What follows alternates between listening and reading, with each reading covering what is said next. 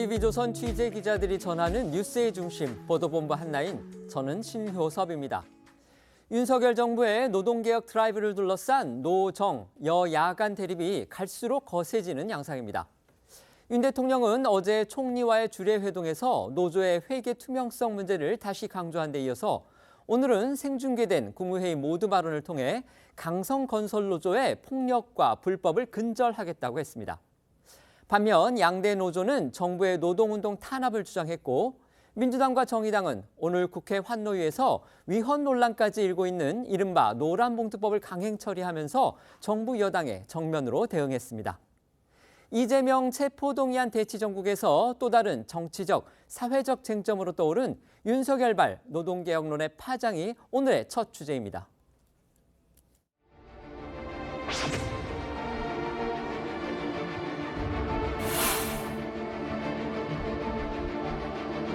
불법행위가 드러나는 경우에는 법에 따라 엄정하게 조치해야 합니다.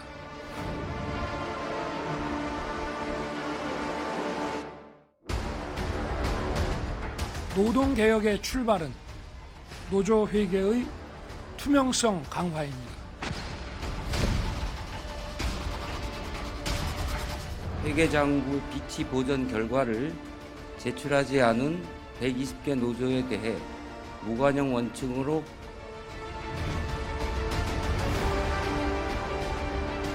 일반 회계에 대해서 정부가 들여다볼 권한이 없다. 정부와 뭣도 모르는 행정관청들이 공세를 위해서 거짓, 선동일 수밖에 없다라고 하는 것. 회계 투명성을 거부하는 노조에 대해 재정 지원을 계속하는 것은 혈세를 부담하는 국민들께서 도저히 납득하기 어려우실 것입니다.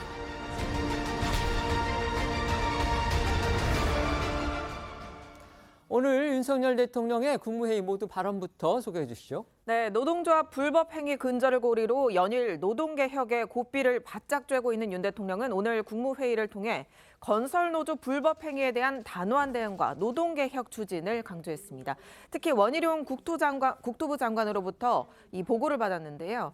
건설 현장 불법 부당회의 근절 대책과 관련해 폭력과 불법을 보고서도 이를 방치한다면 국가라고 할 수 없다면서 불법 행위를 집중 점검 단속하고 불법 행위가 드러나는 경우에는 법에 따라 엄정하게 조치해야 한다고 했습니다.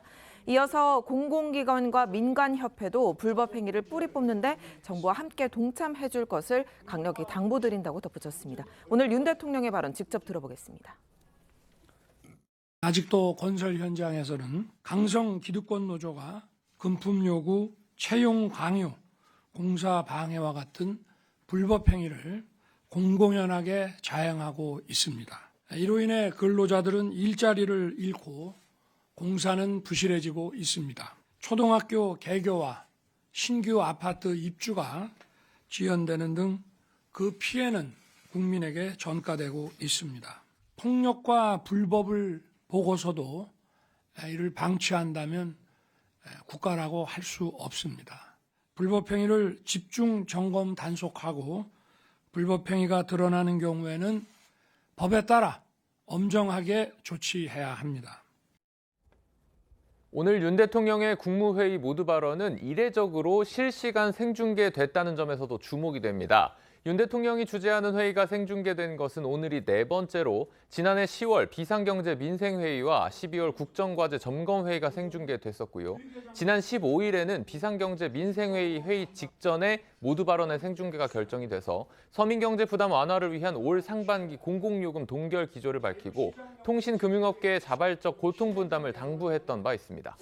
그만큼 이제 건설 현장의 불법 행위 근절에 대한 윤 대통령의 의지가 강하다 이런 의미일 수가 있고요. 동시에 또 노조의 반발이 심하기 때문에 국민을 상대로 해서 직접 여론전을 펼 필요성을 느꼈다 이렇게 볼 수가 있겠죠. 그렇습니다. 윤 대통령이 직접 육성으로 건설 현장 불법 행위 근절을 재차 강조한 건 기득권 강성 노조에 대한 강경 대응으로 노동개혁에 대한 국민적 지지를 끌어올리기 위한 의도라는 해석이 나옵니다. 윤 대통령은 지난해에도 민주노총 공공운수노조 화물연대 본부에 집단 운송 거부 사태 당시에 원칙적 강경 대응을 통한 지지율 상승 등 국정 동력을 확보한 전례가 있었습니다. 여기에 원희룡 국토장관의 건설노조 불법행위 근절 움직임도 연일 속도를 더하고 있습니다. 그제 원 장관이 국토부 공무원에게 이 현장의 불법행위를 단속할 사법경찰권을 부여할 방침을 밝힌 건데요. 이 사법경찰권은 형사소송법에 의해 검사의 지휘를 받아서 범죄 수사를 할 수 있는 권한을 말하는데 해당 안은 이번 주 중 국무회의에 상정될 예정입니다. 다만 실제 도입을 위해선 법 개정이 필요해서 국회 문턱을 넘어야 하고요. 일각에서는 과잉 수사나 확대 수사를 벌일 수 있다는 우려도 제기되고 있는데요. 관련해 어제 원 장관의 목소리 잠시 듣고 오겠습니다. 언제부턴가 건설노조단의 채용, 장비 사용 강요, 일 안 하는 반장, 팀장들, 전임자들의 급여를 강요하면서 편법, 탈법을 지나서 무법지대가 된 지 상당 기간이 지났습니다.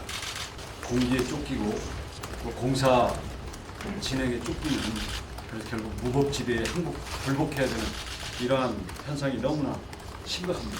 현장에 작동하는 특별사법경찰관을 저희들이 권한을 갖게 될 거예요. 우리가 알아서 직권조사에 들어가고 직권 수사를 할 수 있는 이런 방향으로 저희들이 많이 좀 열어놓으려고 합니다. 윤 대통령 오늘 국무회에서는요, 이제 회계 내역을 공개하지 않는 노조에 대해서 단호한 조치를 할 거다. 이 부분도 거듭 강조했습니다. 그렇습니다. 윤 대통령은 어제 한덕수 국무총리와의 주례 회동에 이어 오늘 국무회의에서도요. 회계 투명성을 확보하지 못한 노조에 대한 엄정 대응 방침을 밝혔습니다. 특히 윤 대통령은 회계 투명성을 거부하는 노조에 대해서 이 재정 지원을 계속하는 것은 혈세를 부담하는 국민들께서 도저히 납득하기 어려울 것이라며 일부 노조들이 회계 장부 공개를 거부하는 상황을 강하게 지적했습니다. 또 미국이나 영국 같은 선진국에서는 노조의 회계 보고와 회계 서류 제출 의무를 법이 규정하고 있다면서 고용노동부를 비롯한 관계부처의 뒷받침도 당부했는데요. 오늘 윤 대통령의 국무회의 모두 발언 좀 더 들어보겠습니다. 지난 5년간 국민의 혈세로 투입된 1,500억 원 이상의 정부 지원금을 사용하면서도 노조는 회계장부를 제출하지 않고 조직적으로 반발하고 있습니다. 회계 투명성을 거부하는 노조에 대해 재정 지원을 계속하는 것은 혈세를 부담하는 국민들께서 도저히 납득하기 어려우실 것입니다. 고용노동부를 비롯한 관계부처는 노동개혁을 뒷받침할 만한 입법을 속도감 있게 추진하길 바랍니다. 관련해 어제 국민의힘 이주환 의원실을 통해서는 정부의 회계 관련 서류 제출 요구를 사실상 거부한 노조들의 정보도 일부 공개가 됐습니다. 맞습니다. 이른바 이제 공공 성격이 강한 공무원, 교사, 그리고 은행 노조 등이 대거 포함이 돼 있습니다. 맞습니다. 말씀하신 것처럼 공무원 노조는 물론이고요. 정부 유관기관인 공기업 노조들도 예외가 아니었습니다. 이 의원실이 고용노동부로부터 받은 회계자료 제출 명단을 분석한 결과 회계자료를 아예 제출하지 않거나 표지만 내는 등의 이 부실 제출 노조가 207곳이었고요. 이 중에 공무원 노조가 29곳, 교사나 교수 노조가 13곳, 공기업 노조가 40곳, 40여 곳에 달하는 것으로 나타났습니다. 또 노총별 제출 거부와 부실 제출 비율은 민노총이 75%, 한노총 61%, 무소속 노조 58% 순으로 나타났습니다. 여기에 같은 회사에서 노조별로 제출 여부가 갈리는 경우도 있었는데요. LG전자에서는 한국노총 소속인 LG전자 노조는 자료 제출을 아예 안 했지만 MG노조로 통하는 LG전자 사람중심 사무직 노조는 정부 요구대로 자료를 제출해서 눈길을 끌었습니다. 정부는 이 부분에 대해서 이제 강경 대응 방침을 세웠고요. 조만간 실행에 옮길 것으로 그렇게 예상이 됩니다. 그렇습니다. 고용노동부는 이번에 자료를 제대로 내지 않은 노조에 대해 14일간의 시간을 줬습니다. 다음 달 2일까지 자료 보완을 요구했는데요. 따르지 않으면 최대 500만 원의 과태료를 부과한 뒤 현장 조사까지 벌일 방침을 밝혔습니다. 이정식 고용노동부 장관은 어제 대통령 보고 후에 용산 대통령실에서 브리핑을 했습니다. 올해부터 회계 관련 법령 익명상 의무를 준수하지 않은 노동단체를 지원해서 배제하고 그간에 지원된 전체 보조금에 대해서는 면밀하게 조사해 부정적 발시 환수하는 등 엄정 조치하겠다고 했습니다. 윤 대통령 역시 어제 한덕수 국무총리와의 주례 회동에서 내역 공개를 거부하는 노조의 행위에 대해서는 단호한 조치를 할 수밖에 없다 이렇게 말했습니다. 하지만 이러한 정부의 방침에 양대 노총이 반발하고 나서면서 정부와 노동계의 갈등 더 격화될 것으로 전망됩니다. 관련해서 어제 이도훈 대통령실 대변인이 전한 윤 대통령의 발언 그리고 민주노총의 반발 함께 들어보겠습니다. 노조개혁의 출발점은 노조회계의 투명성이다. 이렇게 재차 강조하고 국민의 혈세인 수천억 원의 정부 지원금을 사용하면서 법치를 부정하고 사용 내역 공개를 거부하는 행위에 대해서는 단호한 조치를 취할 수밖에 없다. 이렇게 말했습니다. 민주노조운동 전반에 대한 부당한 개입이고 자주성의 훼손입니다.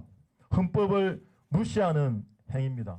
헌법 파괴, 노조법 파괴, 노조 탄압을 규탄하는 민주노총의 목소리는 너무나 정당한 목소리입니다. 윤 대통령이 연일 노동개혁 의지를 아주 강하게 내비치고 있습니다. 특히 오늘 국무회의 모두 발언은 이제 생중계까지 했는데요. 그를 통해서 건설노조의 불법, 그다음에 회계 투명성 부분에 대한 강력한 대응 방침을 밝혔습니다. 순수한 의도로 본다면 이제 노동개혁, 노조개혁에 대한 어떤 대통령으로서 또 국정 최고 담당자로서의 의지를 밝혔다 이렇게 볼 수도 있고 또 어떤 정치적인 의도가 깔려있지는 않나 이렇게 또 해석할 여지도 있을 듯한데요. 평론가들께서는 어떻게 보시는지 한번 여쭤보겠습니다. 먼저 말씀해 주시죠. 이제 민주노총의 입장은 지금 이 회계 감사를 하겠다라는 것에 대해서 뭐 헌법을 무시하고 뭐 노조법을 무시한다고 하는데요. 회계 감사하는 것이 어떻게 헌법, 그다음에 노조법의 어떤 면을 저는 파괴하는 것인지 일단 이해가 잘 되지 않습니다. 예산이 한두 푼도 아니고 민주노총과 한국노총 각각의 약 1천억 정도 이상의 예산을 사용이 되고 있고요. 5년 동안 한 1,500억 정도의 정부 및 지자체 지원금이 들어가는 사업인데 여기에 대해서 회계감사를 거부한다는 것, 그리고 나서 자주성을 이야기한다는 것. 문제는 간단합니다. 자주성을 정말로 그렇게 극대화시키고 싶으면 정부 지원금을 안 받으면 되는 거거든요. 정부 지원금을 받는 이상 회계감사에 응해야 될 의무가 있는 것이고 그 회계라고 하는 것이 결국 국민의 예산이 들어간다 그러면 저는 민주노총의 저런 항변이 사실은 잘 이해되지는 않습니다.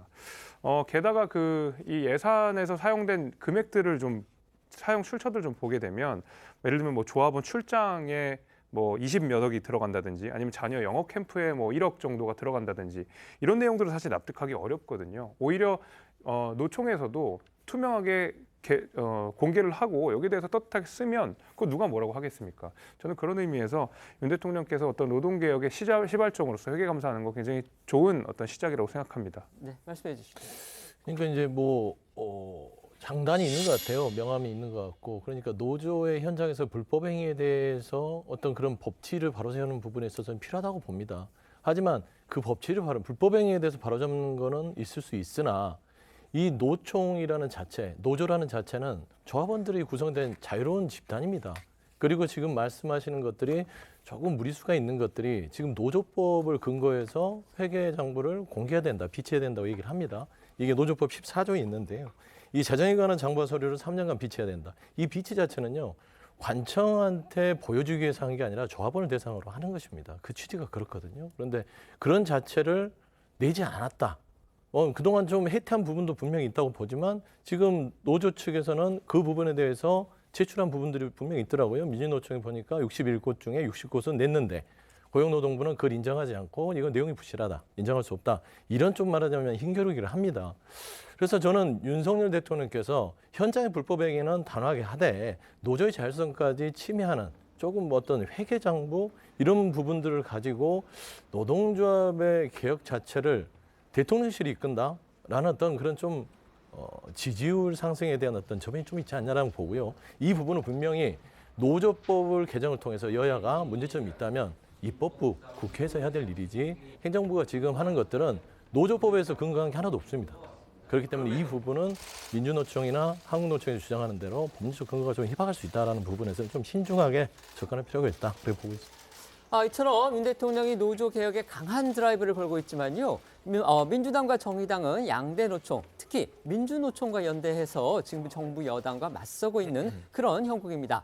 양당이 오늘 오전 국회 환경노동위에서 정부가 거부권 행사 가능성까지 시사하면서 반대 입장을 분명히 했던 일명 노란봉투법을 강행 처리한 거, 이게 대표적인 예입니다. 네, 사용자 인정 범위를 늘리고 파업 노동조합에 대한 기업의 손해배상 청구를 제한하는 내용을 담은 노조 및 노동관계 조정법 2, 3조 개정안, 이른바 노란봉투법이 민주당과 정의당의 주도로 오늘 오전 국회 환경노동위 전체 회의를 통과했습니다. 물론 여당은 거세게 반발했지만 환노위 전체위원 16명 중에 민주당과 정의당이 각각 9명과 1명으로 과반 의석을 점하고 있는 반면에 국민의힘은 6명에 불과해서 법안 처리 저지가 사실상 불가능한 상황이었습니다. 결국 거수 표결로 진행된 노란봉투법 안건은 환노위원 9명의 찬성으로 통과가 됐고요. 국민의힘 의원들은 표결을 거부하면서 민주당 전해철 위원장에게 강하게 항의했습니다. 오늘 오전 환노위 상황 영상으로 준비했습니다. 위원장 나중에 여기까지 심판 받을 위원장님, 네, 심판 받을 거예요. 조수가 기름이나 뭐가 다른 반대하시는 의원님 손을 들어주시기 바랍니다. 위원장님 나중에 역사한테 다시 심판 받을 말씀드리겠습니다. 거예요. 진짜 천만 노동자들, 30명이면 천만 노동자 눈물을 반대하시는 흘리셨어요. 의원님 손을 들어주시기 바랍니다. 위원장님, 네? 거수 표결했던 결과로는 찬성 9인, 반대는 없었습니다. 따라서 이 법안은 가결되었음을 선포합니다. 야권은 오늘 통과시킨 노란봉투법의 내용이요, 이른바 이제 정부 여당이 지적해왔던 독소조항, 이런 거는 뺀 것이다, 이렇게 지금 주장하고 있어요. 맞습니다. 보신 것처럼 민주당과 정의당은 수정안 논의가 충분치 않았다는 국민의힘의 강한 반발에도 수적 우위를 앞세워서 이 노란봉투법을 강행 처리했습니다.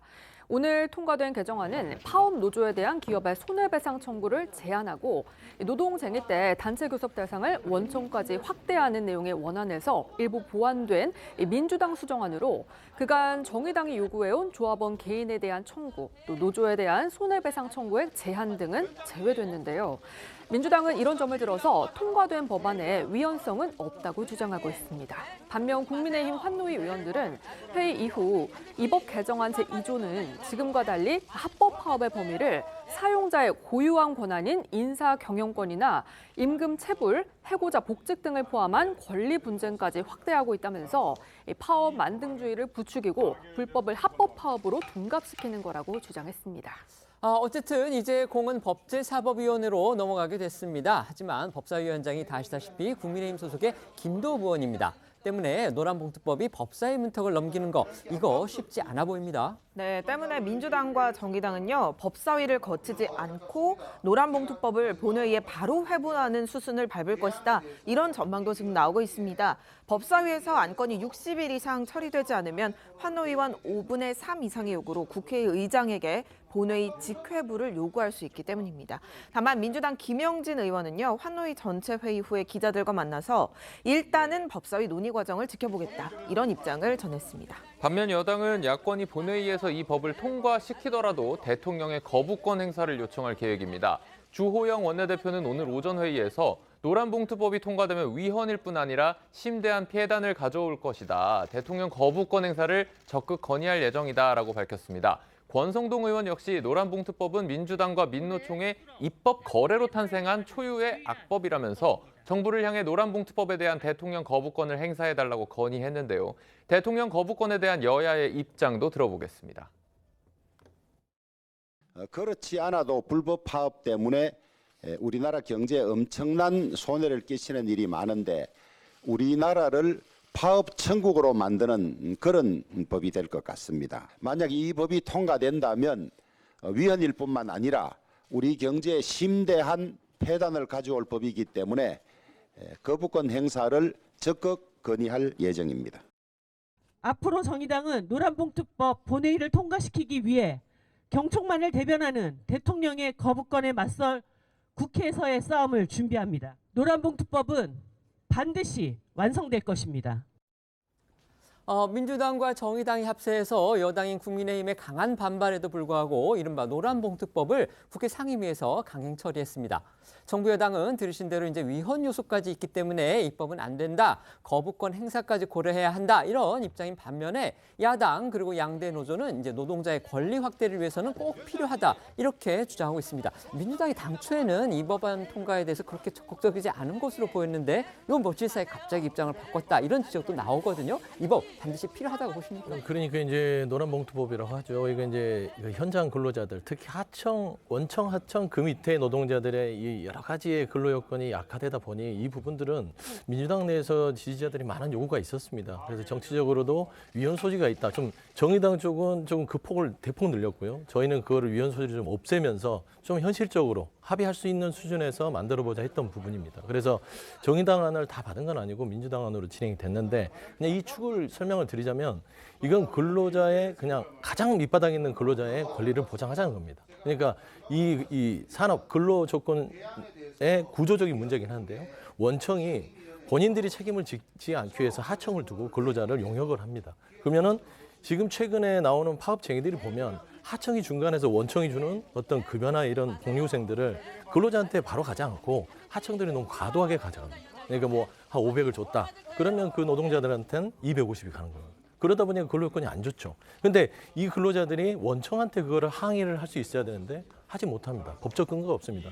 그래서 첫 번째 이 근로자, 그러니까 하청이 계약은 근로자에게 했지만 이제는 대법원 판례들이 나옵니다. 실질적으로 근로를 지배할 수 있는 사람에게 그 책임을 묻는다. 이게 첫 번째 조건입니다. 그다음에 두 번째 보면 최근에 어떤 그런 불법 근로 조건에 의해서 어떤 쟁의를 하고 하는 부분에 있어서 이 기업들이 쓰는 게 과도한 손해배상입니다. 보시면 대우조선해양이 이번에 불법 쟁의에 대해서 460억을, 그다음에 현대제철 200억, 쌍용이 110억. 그걸 근로자들한테 하는 겁니다. 이러면 결국에는 이런 과도한 손해배상 책임을 질 어떤 자신이 없으면 불법 쟁의하지 마, 참고 일해 이런 거거든요. 이 부분에 대해서는 이제 법원이 나서서 각각의 판단을 해서 어느 정도의 어떤 뭐 불법 행위 중에 손해를 입혔거나 어떤 기물을 파손했거나 하는 부분들은 법원이 정해서 각각에게 정하도록 한다. 이런 부분들이고요. 가장 중요한 것들은 원청과 하청 사이에서 그 이 조건은 참 이 현장에서 없앨 수는 없지만 그럼에도 불구하고 하청의 어떤 이런 관행적인 어떤 많은 것을 중간에 떼어가는 것을 근로자가 원청에게 하소연할 수 있게 됨으로써 말하자면 불법 제의가 더 줄어드는 효과가 있을 것이다 라는 그런 취지의 법을 오늘 통과시킨 것입니다. 말씀하신 대로 이제 노사 관계에서 어쨌든 이제 노동자가 이제 약자이기 때문에 약자를 보호한다는 측면에서는 이 법안이 어떤 의미가 있을지 모르지만 지금 말씀하신 부분에서 저희가 느낄 수 있었듯이 그렇다면 사용자는 또 어떤 권리를 보장받을 수 있느냐, 사용자도 역시 법에 보호받을 부분이 분명히 있을 텐데 그 부분은 결국 등한시한 거 아니냐, 이른바 치우쳐진 법이다. 이게 지금 정부 여당의 논리인 것 같아요. 어떻게 보십니까? 그러니까 파업이라는 것도 결국엔 균형이라는 게 중요할 텐데요. 노동자의 권리가 보장되면서도 사업장의 피해가 적게 하는 게 사실은 파업의 어떤 취지에 맞는 거라고 저는 생각이 되는데요. 지금 이제 노란봉투법 같은 경우 크게 두 가지 아니겠습니까? 그러니까 하청 노동자들이 원청의 사용자를 만나서 협상할 수 있는 권한을 좀 보장하겠다라고 하는 건데 이게 이제 반쪽짜리일 수밖에 없는 게 원청 사용자를 아무리 만난다 그래도 원청에 있는 노동자들이랑 어떤 문제가 해결되지 않으면 반쪽밖에 해결이 안 됩니다. 예를 들면 대우조선해양 같은 경우에도 하청 노동자들이 고생을 많이 하셨지만 당시에 대우조선해양 내부의 원청 노동자들은 피해를 본 게 거의 없거든요. 그렇죠. 이들의 기득권을 놓지는 않았습니다. 아무리 원청 사용자를 만난다고 하더라도 원청 노동자의 기득권이 지켜지는 한 사실 노동봉투법의 효과를 우리가 의심할 수밖에 없다는 노노 것이고요. 갈등의 어떤 우려도 있는 거죠. 분명히 있습니다. 결국 이중 구조가 해결되지 않으면 이 법은 반쪽밖에 안 되는 것이고요. 게다가 이제 무제한으로 파업을 할 수 있게 되게 되는 건데요. 왜냐하면 손해배상 청구액 자체가 정해지기 때문에 이렇게 되면은 사실은 굉장히 강력한 파업의 경우에서도 돈 걱정하지 말고 이제 파업하십시오라고 저는 잘못된 사인도 줄 수 있다고 생각합니다.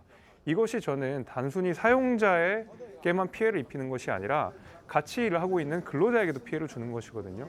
노동법에서도 분명히 노조법에서 분명히 정하고 있는 것이 파업의 경우에도 다른 노동자의 권리를 침해할 수는 없게 되어 있습니다. 그런데 지금 파업 같은 경우에 다른 노동자의 그 권리를 침해하는 경우도 생기고 또 하나 기존의 노조법과도 충돌을 하는 것이 노조법에서는 주요 시설에 대해서는 점거할 수 없게 되어 있는데 사실은 노란봉투법에는 그런 제한이 전혀 없게 되는 것이거든요. 그럼 기존에 있는 노조법과도 충돌하고 사용자, 그다음 다른 그 노동자에게도 피해를 준다 그러면 이 노란봉투법은 도대체 누구를 위한 법이냐라는 의심이 들 수밖에 없는 것이죠. 네. 어쨌든 사회적 합의가 좀 더 필요하지 않나 이런 생각은 드는데요. 윤석열 대통령 이제 어젯밤이었습니다. 이재명 민주당 대표에 대한 체포동의 요구서를 제거를 했고요. 오늘 국회에 정부가 정식으로 그 요구서를 제출을 했습니다. 이제 국회의 시간이 남았다 이렇게 볼 수 있겠습니다. 네, 그렇습니다. 이재명 대표에 대한 체포동의안은 대검과 법무부를 거쳐서 대통령 재가를 받고 국회에 제출되는 단계를 밟습니다. 노웅래 의원 체포동의안 때랑 같은 절차입니다.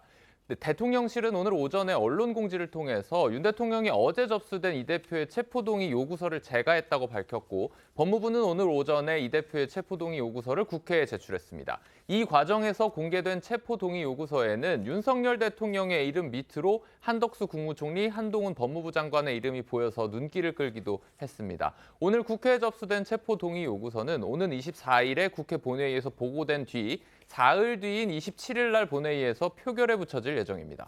말씀드렸던 대로 이 대표 입장에서는 이제 표결까지 말 그대로 운명의 한 줄을 맞은 그런 상황인데요. 이 대표 반응은 나왔습니까? 네, 이재명 대표는요, 어제만 해도 민생행보를 부각하면서 자신의 체포동의안에 대한 구체적 언급은 피하는 모습이었는데요.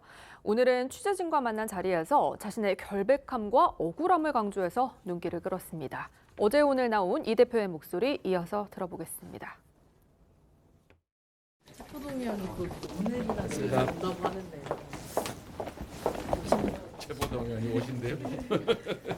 428억 그분 돈 얘기가 전혀 없지 않습니까? 지금까지 얼마나 무리한 언론 플레이를 통해서 이렇게 저를 음해하고 거기서 무슨 부정한 이익을 취한 것처럼 공격을 했는지를 아실 수 있을 겁니다. 50억, 100억 또 조금만 도움을 준 사람의 아들도 수십억씩을 받았는데 제가 그 사건에 부정하게 관여했다면 이렇게 한 푼도 안 받았을 리가 없지 않습니까? 여러분께서 잘 판단해 보시기 바랍니다. 이 대표 당 소속 의원들과의 접촉을 강화하면서 이제 동의안 표결 단속에 나섰다. 이런 또 시각도 있습니다. 네, 어제 저희도 전해드린 대로 이 대표는 지난 17일 소속 의원들과 함께 검찰 규탄 시위를 열고 당내 초선 의원 모임에도 참석을 했고요. 비명계 의원들과의 접촉도 계속해서 이어가고 있는데요.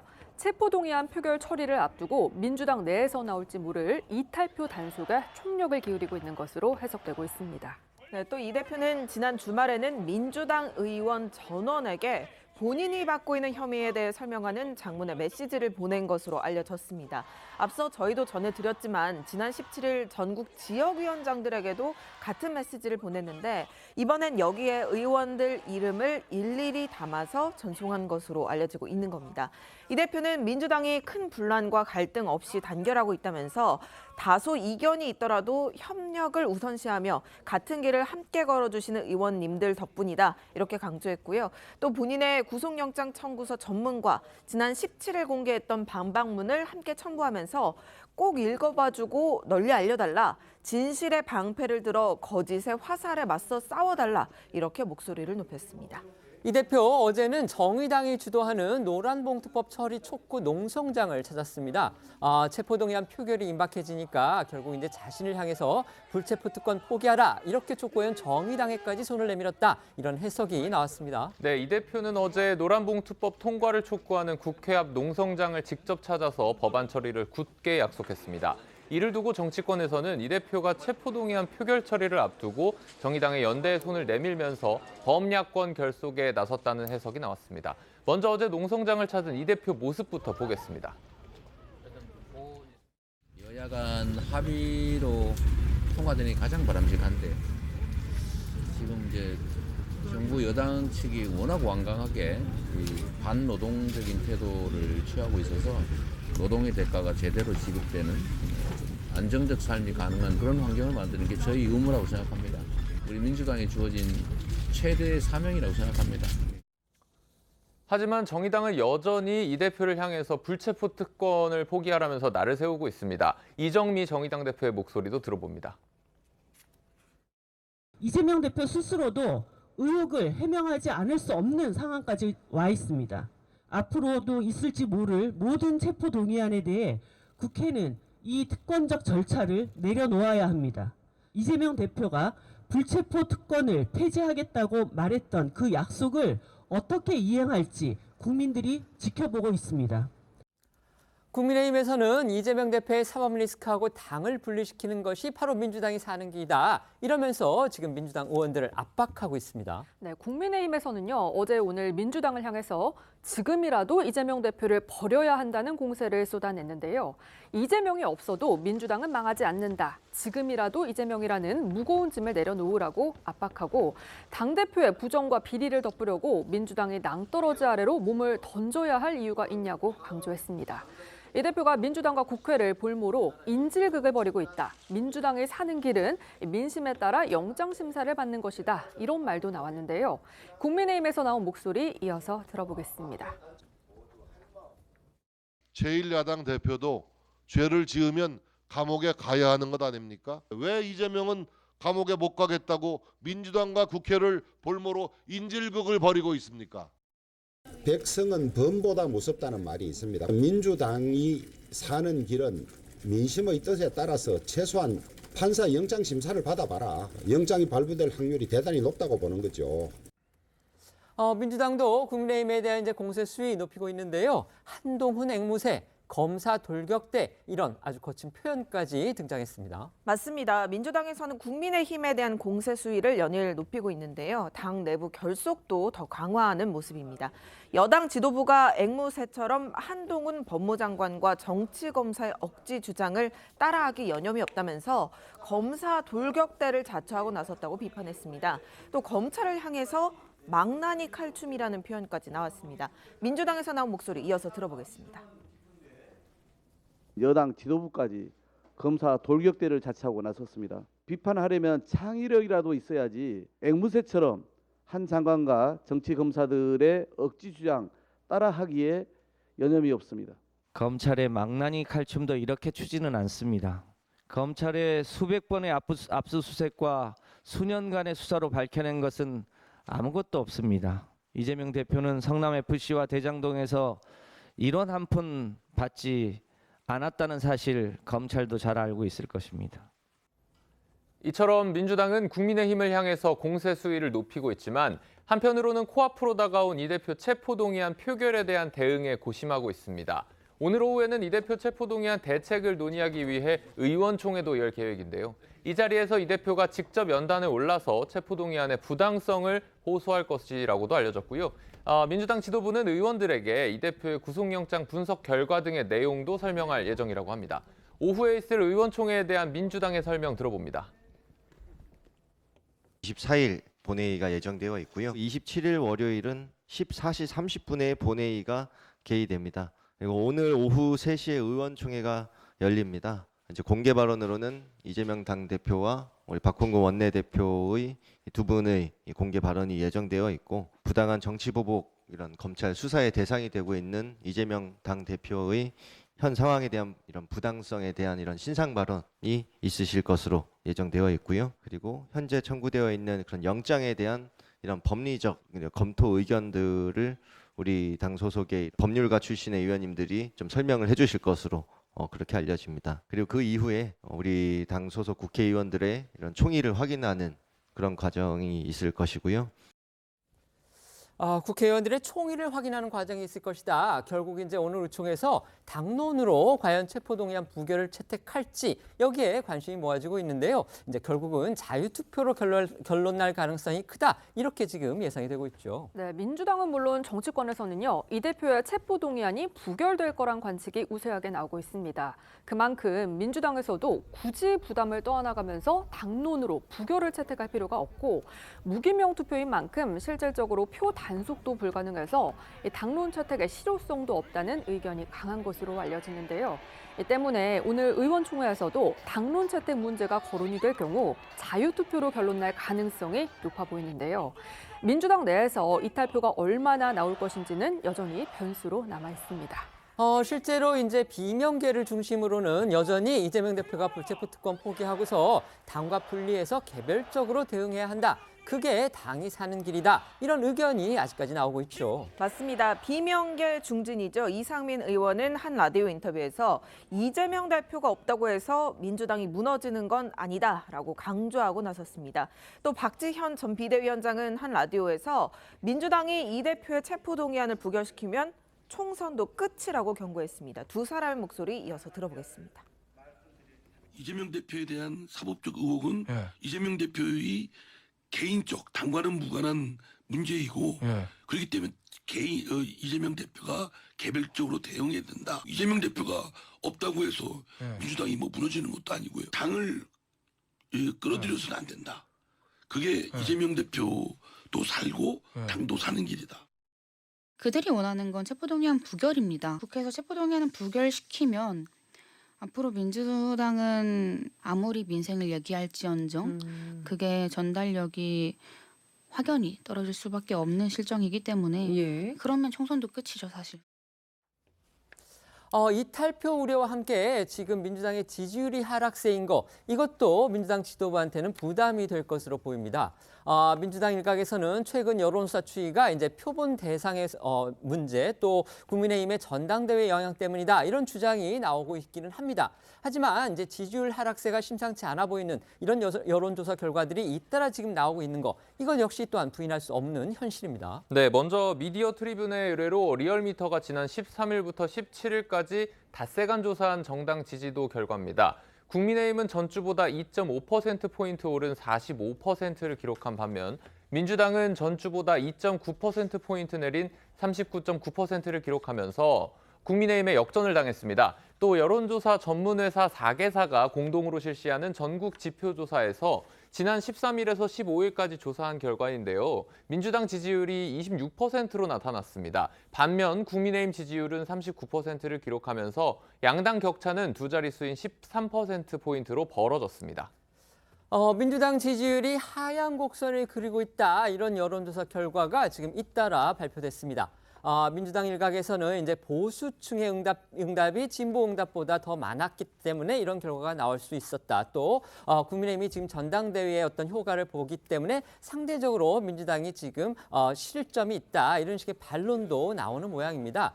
하지만 여론은 어디까지나 이제 흐름이 중요하죠. 때문에 민주당으로서는 이 같은 흐름 상당히 신경 쓰이는 부분임은 분명해 보입니다. 결국 이재명 대표의 사법 리스크가 영향을 미쳤는지 또 이런 상황이 체포동의안 표결에는 어떤 파장을 줄 것인지 평론가분들의 의견 한번 여쭤보겠습니다. 먼저 말씀해 주시죠. 일단 뭐 앵커께서 말씀하셨지만 이 여론의 추이 부분들은 흐름이 중요하죠. 분명히 그 이재명 대표에 대한 사법 리스크의 영향도 있었다고 보고요. 그다음에 국민의힘의 전당대회에 컨벤션까지 있었다고 봅니다. 그래서 두 가지 다 복합적으로 나왔겠지만 기본적으로 이 검찰이 이재명 대표, 야당 대표에 대해서 수사를 이렇게 집요하게 하면서 언론에 계속 걸리지 않습니까? 사람의 오감 중에 눈과 귀 민감합니다. 본인이 그렇게 확신하고 있다고 하더라도 계속해서 귀에 그 소리가 들리기 시작하면요. 흔들리거든요. 그런데 제가 봐서는 이거는 잠깐인 것 같아요. 지금 검찰이 계속해서 야당 대표를 헌정사상 최초로 구속영장을 청구하고 계속해서 방탄 프레임을 씌우고 여야가 이렇게 막 치열하게 싸우고 있을 때 이런 부분들이 과연 누구의 규칙 사유인가라는 것들이 어떤 뭐 응답층에는 또 잠시 생각할 수 있었지만 이건 잠시인 것 같고요. 이게 나름대로 뭐 체포 동의안이 부결이 되고 그리고 나서 재판으로 가서 이런 부분들이 드러나게 되면 이건 또 반대로 완전 뒤집어질 수 있다라는 측면에서는 지금 현재는 그런 효과는 있지만 길게 가지는 않을 것 같다. 그렇게 보고 있습니다. 네, 어떻게 예상하십니까? 만약에 국민들께서 이재명 대표에 대한 수사가 좀 부당한 수사고 정치적으로 이루어지는 수사라고 판단을 하셨으면 민주당의 지지율이 저는 오히려 더 올랐을 수도 있다고 생각합니다. 이 이재명 대표에 대한 수사가 적법하다고 생각을 하시고 그러다 보니까 당연히 대통령 지지율이랑 여당 지지율도 같이 올라가는 효과가 있는 것이거든요. 게다가 이재명 대표 같은 경우에는 지금 앞으로 남은 수사가 첩첩산중이거든요. 성남FC 남아있고요. 백현동 남아있고요. 대북송금 사건 남아있고요. 앞으로 이 많은 사건들을 어떻게 대응하느냐라는 위기감 같은 것들이 민주당 내에서도 있고 국민들이 보시기에도 위태위태할 겁니다. 야당 대표가 사실은 정부 권력과의 균제 균형을 잘 이루어줘야 국가가 잘 이끌어갈 수가 있는 건데 이재명 대표가 저렇게 사법 리스크에 휩싸이다 보니까 국민들께서 보시기에도 야당에 힘을 실어주기 어려운 국면이 된 것이라고 저는 보거든요. 저는 그런 의미에서 이재명 대표의 사법 리스크가 하루 이틀 끝날 문제가 아니고 저는 앞으로도 계속 수사가 이어지고 체포동의안이 계속 또 재차 3차 올라간다 그러면 저는 그 민주당의 지지율 저조 현상이 앞으로 다 일시적인 현상이 아니라 앞으로 총선까지도 장기적으로 이끌어갈 어떤 국면이라고 봅니다. 이 대표를 둘러싸고 지금 새롭게 나오고 있는 의혹 보도들도 짚어보겠습니다.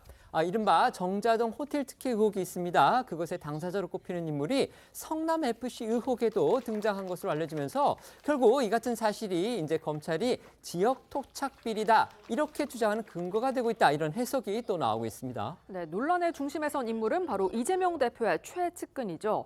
정진상 전 실장의 동갑내기 친구로 알려진 시행업체 대표 출신 황모 씨인데요. 황 씨는 이 대표를 향하고 있는 사법 리스크 중 하나인 정자동 호텔 특혜 의혹의 당사자로 호텔 필요성을 제한하는 용역 보고서를 작성하고 해당 부지 개발 사업을 진행했고요. 현재는 호텔 소유주로 알려져 있습니다. 그런 황 씨가 이 대표 구속영장 청구서에서 이 대표와 공모해서 정진상 전 실장의 지시로 차병원에 성남FC 후원금 33억 원을 요구한 인물로도 적시가 돼 있는 겁니다. 이처럼 이 대표를 향한 여러 갈래의 사법 리스크에 겹쳐서 등장하는 건 남욱 변호사도 마찬가지입니다. 남 변호사는 대장동 개발 사업은 물론이고요. 위례 신도시 개발 의혹에도 이름이 등장하는데요. 성남FC 후원금 의혹에도 이 남 변호사가 연루돼 있다는 의혹이 이재명 대표 구속영장에 적시돼 있습니다. 또 정진상 전 실장과 유동규 전 본부장 등도 이 대표의 구속영장 청구서에 반복해서 등장하는 인물입니다. 중앙일보에 따르면 한 검찰 관계자는 성남시장 시절로 거슬러 올라가 살펴보면 이 대표도 한 명의 지역 정치인에 불과했고 지역 정치인으로서 토들과 각종 이권으로 얽혀 있는 것이 검찰의 기본적인 시각이다. 이렇게 설명한 것으로 전해집니다. 앞서 한동훈 법무장관과 이원석 검찰총장 역시 이 대표의 혐의에 대해 지역 토착 비리다라고 강조했는데 이와 결을 같이 하는 설명으로 보입니다. 한 장관과 이 총장의 목소리 이어서 들어보겠습니다. 검찰은 이걸 그 성남시라는 지역에 있었던 지역 토착 비리를 통상적으로 수사하는 방식으로 수사하고 있습니다. 앞으로 그럴 거라고 생각합니다. 본래는 지역 주민과 지방자치단체에 돌아가야 될 천문학적인 개발 이익을 부동산 개발업자와 브로커가 나누어 갖게 만든 매우 중대한 지역 토착 비리입니다. 성남시가 정자동 호텔 특혜 의혹에 대한 감사에 착수했다는 소식도 전해졌습니다. 검찰 수사와 별개로 내부 감사를 통해 사건의 실체를 밝히겠다는 취지로 정자동 호텔 특혜 의혹의 진실이 얼마나 드러날지도 주목되고 있습니다. 지난해 지방선거를 통해서 성남시장이 이제 민주당에서 국민의힘 소속으로 바뀐 것, 이것도 이번 감사의 한 배경이 되지 않았나 싶은데요. 대장동 의혹의 핵심 유동규 씨가요, 오늘 오후에 한 유튜브 채널에 출연해서 대장동 의혹에 대해서 말하겠다, 이런 예고가 나온 것도 지금 눈길을 끌고 있습니다. 그렇습니다. 한 유튜브 채널은 오늘 오후 6시에 유동규 전 본부장이 출연한다고 예고했는데요. 해당 유튜브 채널은 공지문을 통해서 대장동이 왜 필요했고 어떻게 작동했는지 또 이재명이 어떻게 대선 주자가 될 수 있었는지에 대한 설명이 필요하다고 봤다라고 하면서 규모가 큰 대하 드라마라서 100부작 이상은 나올 것 같다라는 설명도 덧붙였고요. 유동규 전 본부장 역시 앞서 언론 인터뷰에서 그간 언론을 통해 밝힌 대장동 개발 일화들은 단편적이라면서 100화 넘는 유튜브 장기 연재로 대장동이라는 대하 드라마를 담담히 구술할 것이라고 말한 바가 있어서 오늘 어떤 이야기들이 풀릴지 주목이 되고 있습니다. 지금 정자동 호텔 특혜 의혹이라는 거는 이제 간단히 설명드리면 성남시가 아주 이례적으로 빨리 용도 변경 그리고 인허가를 내줘서 이른바 이제 그 황목 씨라는 아까 저희가 소개드렸던 그 인물이 이른바 저 큰 수익을 거뒀다 이런 이제 의혹을 받고 있는 겁니다. 그 황 씨를 비롯해서 이재명 대표 또는 이 대표 측근과 가까운 인물들이 이 대표를 둘러싼 비리 의혹 사건에 이른바 이제 겹치기 출연한다는 그런 내용이 이 대표의 영장 청구서에 적시돼 있다고 합니다. 한동훈 법무부 장관 그리고 이원석 검찰총장이 이제 이런 점들을 들어서 결국 이 대표 관련 사건을 지역 토착 비리다 이렇게 지금 보고 있다 이런 기사들이 나오고 있는데 이 부분 동감하십니까? 아니죠. 그러니까 이게 지역 토착 비리가 맞습니까? 그러니까 이제 이런 부분들이 한동훈 법무부 장관이나 이원석 검찰총장께서 정치적 의도를 가지고 사건을 규정해버린 거예요. 누가 보더라도 대장동 사건은 이 뭐 김만배 씨, 남욱, 유동규 국민들이 다 알지 않습니까? 50억 클럽에서 그 주축에 돈의 흐름이 다 있습니다. 50억 클럽. 말하자면 곽상도 전 의원의 아들이 50억을 퇴직금으로 받은 희대의 사건, 그리고 법원에서 무죄 판결을 받은 희대의 판결, 이런 거를 낳는 정말 김만배 씨를 중심으로 한 법조, 정계, 언론까지 한 카르텔, 거대 카르텔의 게이트입니다. 지역 토착 비리는 그 카르텔들이 모여서 성남이라는 데를 찍어서 들어가서 수많은 돈을 뽑아내서 본인들끼리 나눠먹은 사건이에요. 그러면 수사의 초점을 법무부 장관이나 검찰총장은 이겁니다. 지역 토착 비리로 규정을 해야만 이재명 대표의 타켓을 할 수 있고, 정확하게 이재명 대표라는 야당 대표, 이재명 대표 얼마나 좋은 사냥감입니까? 한 사람을 해서 잡기만 하면 말하자면 정치적으로 총선에서도 정부 여당이 좋을 수도 있고, 본인 스스로도 큰 먹잇감을 잡아왔으니까 할 수 있지만, 참 아쉬운 게 아직까지 여러 가지 이야기가 나오지만 영장에서도 그러지만 428억 이재명 대표와 연관성이 있다는, 정진상, 김용 그 측근도 연관성이 있다는 그 428억에 대한 돈의 저수지는 검찰이 지금 밝히지를 못합니다. 중요한 거는 정치적 이득을 꾀했다 정도 외에는 없는 상황인데, 이게 무슨 지역 토착 비리로 이미 규정을 해서 간다. 그래서 이게 참 안 좋은 태도다라고 말씀할 수밖에 없습니다. 네, 말씀해 주시죠. 그러니까 인물들이 중첩돼서 나왔다라는 거는 어떤 그들이 팀으로서 움직였다라는 것을 은연중에 시사하는 것이거든요.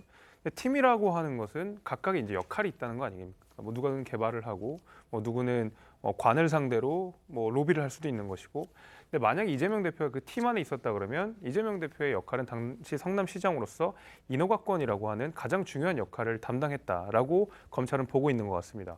그렇게 됐을 때 지금 대장동의 이른바 저수지에 담긴 428억의 행방이 어디 갔느냐에 대해서도 자연스러운 논리적 흐름으로 팀으로서 일했던 이재명 대표에게 간다라는 어떤 방향성으로 간다고 저는 생각이 듭니다. 그래서 아마 검찰이 이렇게 중첩되는 인물들 가운데서 이들이 팀으로서 일했다라는 것을 좀 파악을 했던 것 같고, 이재명 대표에 대한 수사, 그다음에 대장동과의 이재명 대표의 연계성을 조금 더 박차를 가하고 있는 것 같고요. 저 역시도 좀 비슷한 관점입니다. 그러니까 남욱, 뭐 유동규 이분들이 했던 일들이 굉장히 비슷한 패턴이거든요. 어떤 인허가권을 가지고 빠르게 개발을 하고 시세 차익을 얻고 개발 이익을 얻고 하는 방식들. 그렇다고 보면 어떤 검찰의 시선이 이것이 뭐 꼭 정치적 의도라기보다는 정치적 의도를 배제하고 그냥 법리적으로만 봐도 이재명 대표에 대한 연계성을 좀 부인하기 어려운 상황이 아닐까 생각합니다. 네. 국민의힘 소식으로 넘어가겠습니다. 어제 당대표 후보들이 2차 TV 토론회를 가졌는데요. 이 네거티브 공방전이 치열했던 가운데 또 이색 질문들이 눈길을 끌기도 했습니다. 그렇습니다. 어제 열린 2차 TV 토론회에서는 지난 1차 때와 마찬가지로 민감한 정치 현안들을 주제로 한 후보들의 OX 문답이 주목을 받았습니다. 가장 관심을 모았던 건 당대표 당선 이후 현안에 대해서 윤석열 대통령과 생각이 다를 경우 대통령 생각을 우선할 것인지를 묻는 질문이었습니다. 안철수, 천하람, 황교안 후보는 O라고 했고요. 윤심 후보로 꼽히는 김기현 후보만 X를 택했습니다. 영상으로 보겠습니다. 내가 당대표가 되면 나와 대통령의 생각이 다를 때는 대통령의 생각을 우선할 것이다. 대통령의 의견과 제 의견이 다를 때는 가능하면 저는 대통령의 의견을 우선할 생각입니다. 밀당 연인도 아니고 밀당 부부라고 말씀드렸습니다. 대통령 생각하고 내 생각이 다를 때 다 대통령 생각을 우선한다고 동그라미 하셨잖아요. 저는 제 혼자 꼽혔습니다. 양보해버리고 그냥 다른 당. 그런 방식으로 하지 않겠다고 하는 것이 밀당 부부라는 겁니다. 저는 개인적으로 이제 저 텔레그램을 통해서 적정한 수준의 그런 말씀들은 지금도 드리고 있습니다. 네, 또 한동훈 법무장관의 내년 총선 출마에 대한 OX 질문도 있었습니다. 김기현, 안철수, 천하람 후보는 출마해야 한다고 했고요. 황교안 후보만 X를 했습니다. 황 후보는 과거 본인의 법무부 장관 경험을 거론하면서 정책을 하나 하는데 최소 1, 2년이 걸린다. 한 장관이 내년 총선에 출마하는 건 시기적으로 맞지 않는다. 이렇게 말했습니다.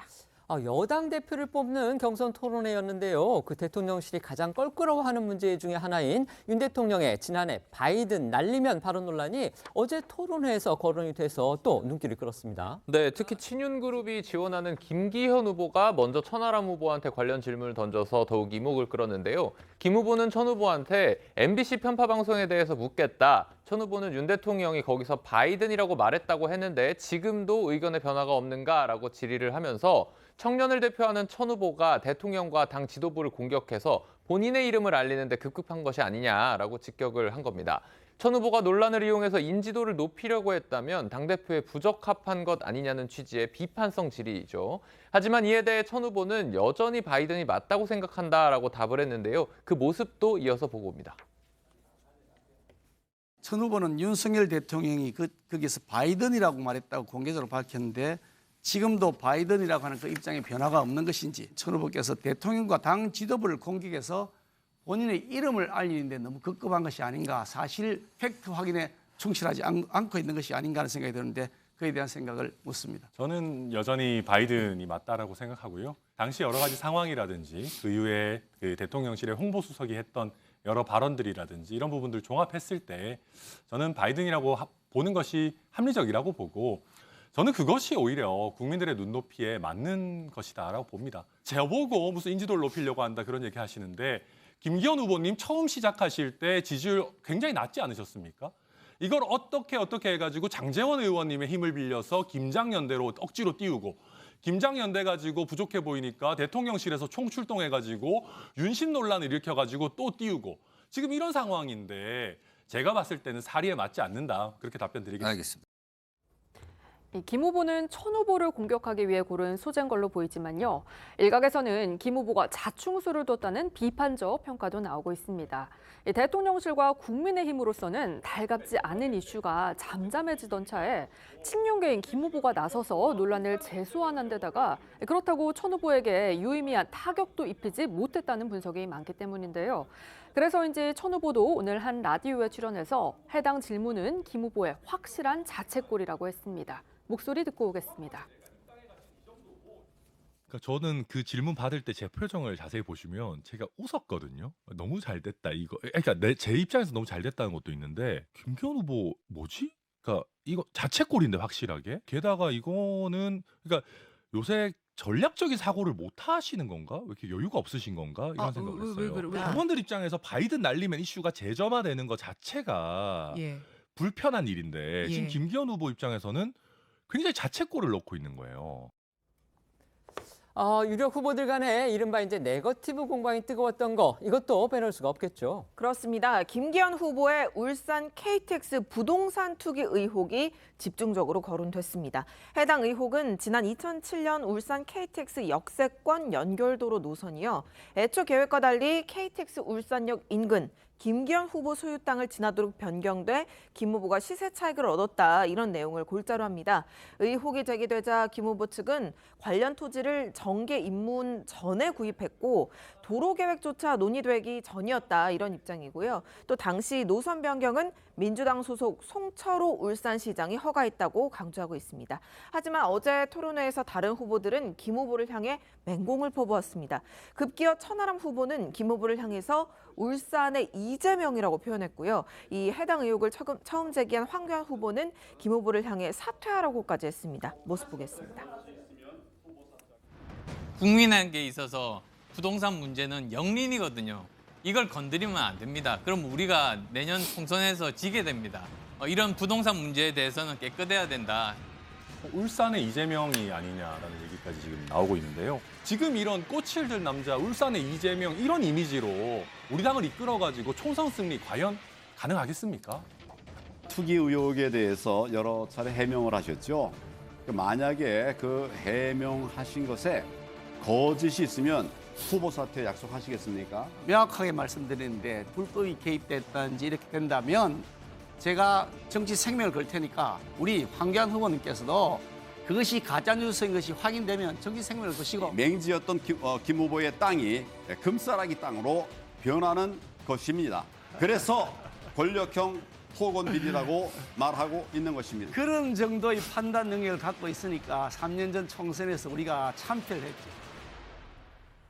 김 후보는 의혹을 강하게 부정하고 있고요. 선관위에 이제 대응 조치까지 요구를 했지만 선관위의 반응은 그닥 탐탁치 않은 것 같습니다. 맞습니다. 김기현 후보는 정치 생명을 걸겠다면서 강경 대응을 예고했고 캠프 차원에서는 당 선거관리위원회 검증까지 요청을 했습니다. 하지만 당 선관위는 검증할 수 없다는 입장이라고 하는데요. 유흥수 당 선관위원장은 오늘 헤럴드 경제와의 통화에서 당 선관위가 수사기관도 아닌데 김기현 후보 캠프 측의 문제 제기를 사실 확인하는 것이 현실적으로 가능한 일이 아니라고 밝히면서 김기현 캠프 측의 문제 제기는 선관위에 검증해달라는 의미가 있었다기보다는 상대방에 항의하는 의미로 볼 수 있다라고 부연 설명했다고 합니다.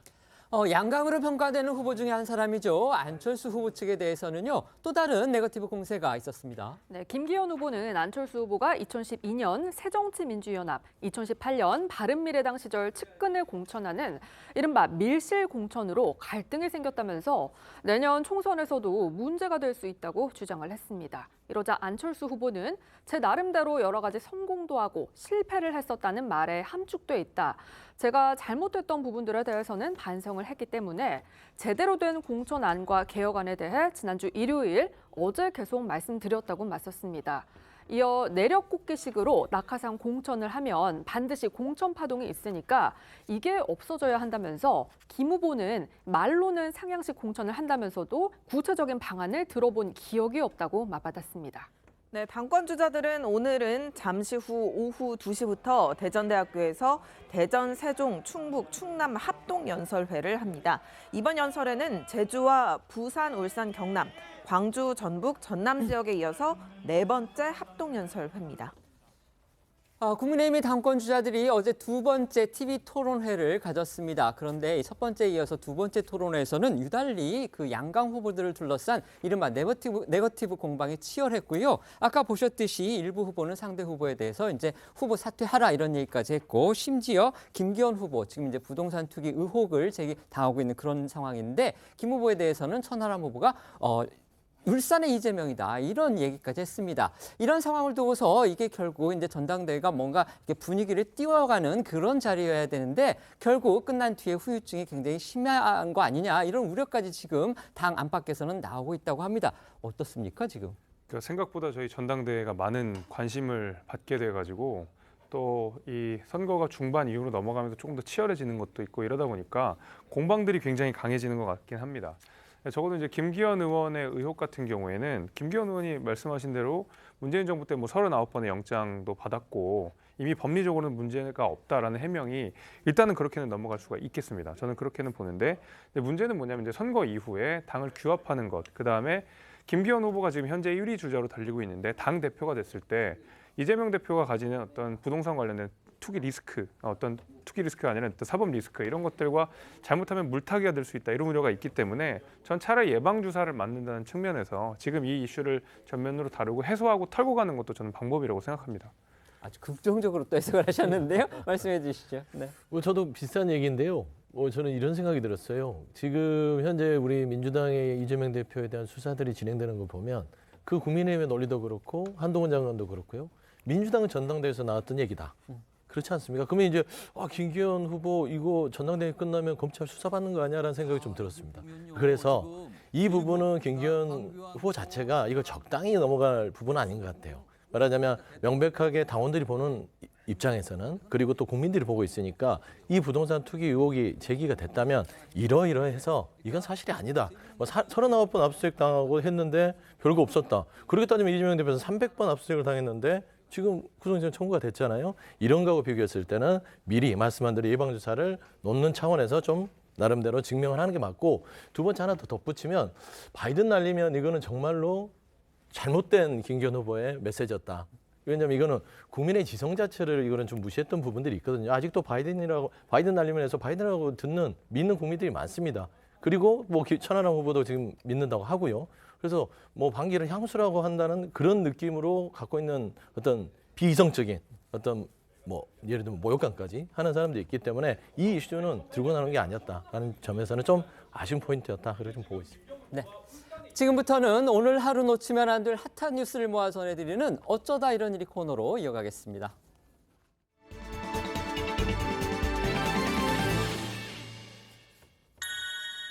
첫 번째 키워드는요, 007 방문 작전입니다. 우크라이나 젤렌스키 대통령이 지난해 말이었죠. 미국을 아주 깜짝 방문한 데 이어서 이번에는 우크라이나 전쟁 발발 1년을 맞아서 조 바이든 미국 대통령이 예고 없이 우크라이나를 찾아서 국제적인 이목을 집중시켰습니다. 네, 조 바이든 대통령의 우크라이나 키이우 방문은요, 예고도 없이 극비리에 전격적으로 이루어졌습니다. 러시아군이 침공한 지 1년 만에 처음으로 우크라이나를 찾은 바이든 대통령은 수도 키이우를 방문해 5시간가량 일정을 소화했는데요. 이 전쟁 발발 1주년을 맞아서 우크라이나에 대한 이 미국의 변함없는 지원 의지를 보여준 거라는 해석이 나오고 있습니다. 이와 관련해 바이든 대통령과 젤렌스키 대통령의 발언 들어보겠습니다. One year later, Kyiv stands, and Ukraine stands. Democracy stands. The Americans stand with you. Так, щоб саме цей рік, 23-й, став роком перемоги. Я хочу підкреслити, ця неспровокована і злочинна російська війна. 네, 우크라이나처럼 미군 기지가 없는 전쟁 지역을 미국 대통령이 방문한다. 굉장히 이례적인 일입니다. 때문에 바이든 대통령의 이번 방문은 007 작전을 방문케 한 만큼 철저한 보안 속에 이뤄졌다고 합니다. 백악관은 바이든 대통령의 폴란드 방문을 발표하면서 키이우에 들를 가능성은 없다고 부인하고 또 가짜 일정표까지 배포하는 등 연막 적장을 폈다고 합니다. 이 가짜 일정표보다 바이든 대통령이 하루 먼저 출발해서 키이우에 도착한 뒤에야 방문 사실이 전격 공개됐습니다. 전용기도 평소 에어포스 1을 사용하는 보잉 747기보다 더 작고 눈에 덜 띄는 보잉 757 기종을 이용했고 수행 인력도 크게 축소한 것으로 알려졌습니다. 바이든 대통령은 폴란드까지는 전용기로 이동을 했고요. 그 다음에는 기차를 타고 국경을 건너서 키이우까지 거의 10시간 동안 육로로 극비리에 이동한 것으로 전해졌습니다. 다만 백악관 기자단 중에 2명이 동행한 것으로 알려져 눈길을 끄는데요. 이 수행 기자들은 휴대전화 등 전자기기를 맡긴 채 보안 서약도 하고 전용기에 올라서 바이든 대통령이 키이우에 도착할 때까지 방문 사실 자체를 본사에 보고할 수도 없었던 것으로 전해졌습니다. 결국 이제 대통령의 안전을 위해서 극비리에 이렇게 방문 작전이 수행된 걸로 그렇게 보이는데요. 하지만 미국 측이 이 러시아 측, 그러니까 전장의 한 당사자고 침공한 사람이죠. 러시아 측에는 또 방문 일정을 미리 알렸다고 합니다. 그렇습니다. 백악관에 따르면 우크라이나로 떠나기 몇 시간 전에 이 키이우를 방문할 거라고 러시아 측에 알린 것으로 전해졌는데요. 앞서 얘기한 것처럼 미군이 주둔하지 않은 우크라이나의 경우 안보를 보장하기 어렵기 때문에 최악의 사태를 피하고자 러시아의 사전 통보가 필요하다고 판단한 것으로 보입니다. 하지만 바이든 대통령이 이 키이우를 방문하는 동안에요. 또 돌발 상황이 벌어지기도 했다고 그렇습니다. 어떤 내용입니까? 네, 바이든 대통령은 가장 먼저 대통령 궁을 찾아서 젤렌스키 대통령을 만난 뒤에 걸어서 키이우 시내에 있는 성 미카엘 성당까지 이동했는데요. 한때 공습 경보가 울리면서 긴장감이 흘렀습니다. 당시 불과 20분 거리에서 러시아의 미그 전투기가 이륙하면서 키이우 도심에 경보가 울린 것으로 알려졌습니다. 두 정상은 공습 경보가 울렸음에도 당황하지 않고 대성당 인근의 전사한 영웅을 위한 추모의 벽에 헌화하고 또 묵념했습니다. 이번 바이든 대통령의 전격적인 키이우 방문, 이제 이란, 그다음에 중국에 대한 경고 메시지가 담겨 있다. 이런 해석도 나왔는데요. 이건 무슨 이유에서죠? 네, 서방의 맏형을 자처해온 바이든 대통령은 우크라이나에 5억 달러, 우리 돈으로 약 6,500억 원 규모의 추가 군사 지원 계획을 제시하면서 우크라이나에 대한 확고한 지원 의지를 분명히 했습니다. 이는 이란과 북한처럼 러시아에 군사적 지원을 하고 있거나 하려고 준비 중인 국가에 대한 강력한 경고의 메시지이기도 하다는 해석입니다. 또한 바이든 대통령의 이번 방문이 우크라이나 지원을 위한 서방 진영의 태세를 보다 공고히 하고 미국의 유럽 내 리더십이 확고하다는 점도 확인했다라는 평가가 나오고 있습니다. 아시다시피 며칠 전이 우크라이나 전쟁 발발 1년이었습니다. 그러니까 러시아가 부당하게 우크라이나를 침공한 지 딱 1년이 된 그런 시점인데요. 이 시점을 맞아서 조 바이든 미국 대통령이 우크라이나를 전격적으로 방문했습니다. 사실 이제 며칠 전부터 예고했던 방문은 사실은 폴란드, 그러니까 우크라이나의 인접 국가죠. 폴란드를 방문한다는 그거였는데 그거보다 예정보다 하루 먼저 출발을 해서 우크라이나의 수도인 키이우를 찾은 겁니다. 지금 저희가 소개해드렸다시피 그 방문 방문 그 일정이라든지 그런 준비가 아주 정말 007 작전을 방불케 했는데요. 특히 눈길을 끄는 것이 바로 10시간 동안 기차로 이동을 했다는 겁니다. 특히 보안을 중요시하고 그다음에 경호를 중요시하는 미국의 대통령이 10시간을 육로로 이동했다는 거는 사실 저희는 지금까지 들어본 적이 별로 없습니다. 그만큼 이번 그 바이든 대통령의 그 우크라이나 방문 자체가 극비리의 아주 극보의 보안과 경호 속에서 이루어졌다는 그런 의미로 볼 수가 있겠습니다. 그다음에 바이든 대통령 우크라이나 현지에서 5억 달러의 추가 지원을 약속했다고 합니다. 변함없는 지원을 약속했다는 건데요. 이 같은 바이든 대통령의 방문 어떻게 보셨습니까? 그 바이든 대통령 그리고 이제 미국이 반드시 우크라이나를 응원해야겠다. 이제 그거를 저는 분명하게 보여준 거라고 생각합니다. 말씀 주신 대로 이제 그 우크라이나 전쟁이 발발한 지 한 1년 정도가 됐는데 러시아는 그 1년에 맞추어서 대공세를 한다라는 언론 보도들이 지금 계속 있었거든요.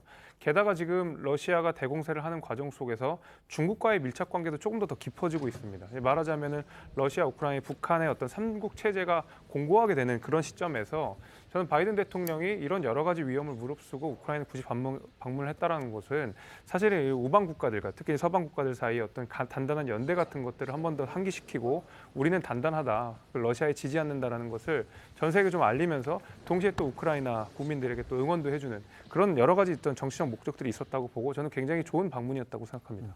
바이든 대통령 이제 조만간 이제 재선을 도전을 선언할 것이다 이런 얘기도 나오는데 사실 미국 의회 이제 미국 정치 내에서는 그런 평가도 나온다고 합니다. 이게 1년이나 끌다 보니까 지금 미국 내에서도 이른바 우크라이나 전쟁에 대한 피로감이 나오고 있는데 이런 상황에서 바이든 대통령이 전격적으로 이제 기후를 찾아서 이렇게 지원까지 발표를 하니까 상당히 국제적인 어떤 연대 의사 그런 것도 있지만 결국 미국 국내 정치를 향한 어떤 메시지도 담겨 있는 거 아니냐 이런 해석도 나오는가 봅니다. 어떻게 보십니까? 네, 그런 해석들이 충분하다고 봅니다. 그러니까 인물론적으로 보면 이 바이든의 키우 방문을 이렇게 007 작전을 방문하듯이 했는데 야 역시 노련하다. 그런데 정치는 노련하다는 건 배짱입니다. 아 바이든 배짱도 있구나. 예를 들면 보안시설도 없는 그런 시설에 가서 폴란드를 거쳐서 10시간을 육로로 해서 zel렌스키를 만난다.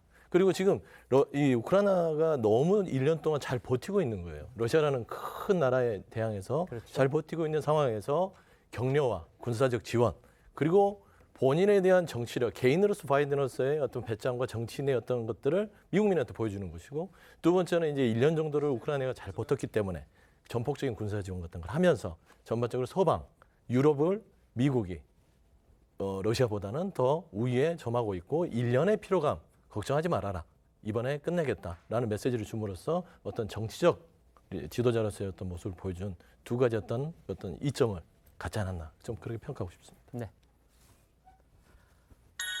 두 번째 키워드 보겠습니다. 성희롱 발언 논란, 코미디언 이경실 씨의 모습이 보이는데요. 이거 어떤 내용입니까? 네, 서울의 한 대학생이 코미디언 이경실 씨를 통신매체 이용 음란 혐의로 경찰에 고발했다는 보도가 나왔습니다.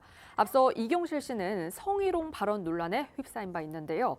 지난 17일 한 라디오 방송에 출연한 이 씨가 게스트로 나온 배우 이재훈 씨의 상의 탈의 장면을 언급하면서 특정 신체 부위를 소재 삼아 농담한 게 문제가 됐습니다. 방송 이후 청취자들이 항의하면서 성희롱 발언 논란으로 확대가 됐고요. 논란의 라디오 방송은 현재 비공개 처리된 상태입니다.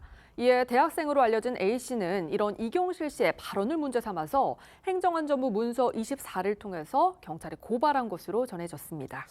방송 중에 이경실 씨의 부적절한 발언이 있었다 이렇게 지금 알려지고는 있습니다. 하지만 이제 이게 피해를 본 이제 당사자도 아닌데 왜 A씨가 대학생 A씨가 이경실 씨를 고발했는지 그 이유도 또 궁금합니다. 그래서 이 보도 내용들에 나온 고발장 내용을 봤습니다. A씨는 고발장에서요. 이경실 씨가 라디오라는 통신 매체를 통해서 성적 수치심이나 혐오감을 일으키는 말을 상대방에게 했다라고 주장한 것으로 알려졌습니다.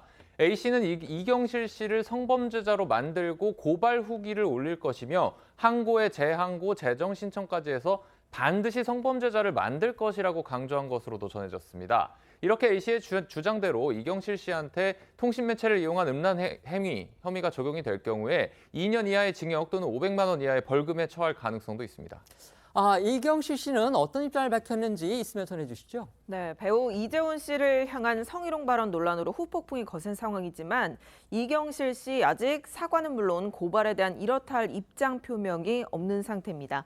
이경실 씨는 이번 논란에도 오는 25일 연극 갈매기 공연에 예정대로 참여할 예정이라고 합니다. 이번 발언과 관련해 방송통신심의위원회 민원도 접수된 상태라 파장은 계속될 것으로 보입니다.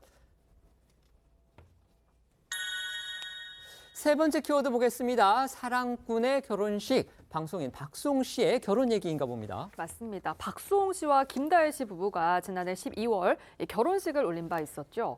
그런데 어제 TV조선 조선의 사랑꾼을 통해서 축가와 관련한 비하인드 스토리가 공개돼 화제가 되고 있습니다. 박수홍 씨와 김다혜 씨 부부에게 특별한 의미가 있는 가수가 깜짝 등장했기 때문인데요. 바로 트바로티 김호중 씨입니다. 평소 박수홍 씨 부부는 김호중 씨 노래 고맙소 가사에 공감을 해서 1년 내내 들을 정도로 좋아한다고 밝힌 바 있는데요. 최애 가수 김호중 씨 깜짝 축가에 박수홍 씨 부부는 놀라움을 감추지 못했습니다. 잠시 당시 상황 보고 오겠습니다. 어떻게 소변이냐. 호중이는 가운데서 진짜 아예 모르는 거죠. 우리 제작진들의 선물. 이걸 막상 서프라이즈를 해드리기로 했는데 이게 실제로 이루어지니까 왜 이렇게 긴장이 되지? 남겨진 세월도 좀 아름답게 잘 살아갔으면 좋겠다. 자, 김호중 씨입니다. 박수 부탁드립니다. 진짜 김호중이야? 진짜 김호중이야. 이거 싫어. 이 나이 먹도록 세상을 잘 모르나 보다. 진심을 다해도 나에게 상처를 주네. 당신을 만나서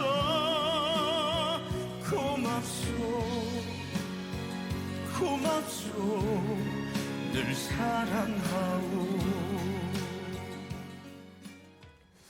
김호중 씨한테서 평소에 떨리는 모습을 잘 볼 수 없었던 것 같은데 이 결혼식 축가를 부르면서는 무척 긴장한 모습을 보였던 것 같습니다. 김호중 씨는 박수홍 씨의 사연을 아니까 더 축하를 잘해드려야 될 것 같아서 긴장이 됐다라고 이유를 밝혔고요. 박수홍 씨도 멋진 축가를 불러준 김호중 씨에게 아내가 김호중의 축가를 원했었다라면서 감사의 마음을 표현했습니다. 어제 방송분을 보니까요, 이 결혼식이 거의 연말 시상식 같은 또 그런 분위기였더라고요. 그렇습니다. 박수홍 씨 평소 연예계 마당발로 소문내 있죠. 그만큼 내로라는 스타들이 결혼식에 총출동했습니다. 특히 박경림, 김수용 씨가 가족이 참석하지 않은 박수홍 씨 측 혼주를 대신해서 하객을 맞아서 눈길을 끌었습니다. 또 유재석, 차태현, 강호동, 지석진, 이찬원 등 쟁쟁한 스타들이 하객으로 참석했고요. 유재석 씨는 신랑 박수홍 씨를 포옹하면서 애틋한 마음을 표현한 뒤에 앞으로 웃을 일만 가득했으면 좋겠다라는 축하 인사도 남겼습니다. 저희는 1분 뒤에 다시 돌아오겠습니다. 오늘 준비한 소식은 여기까지입니다. 저희는 내일 오후 1시에 더 핫한 소식으로 찾아뵙겠습니다. 시청해 주셔서 고맙습니다.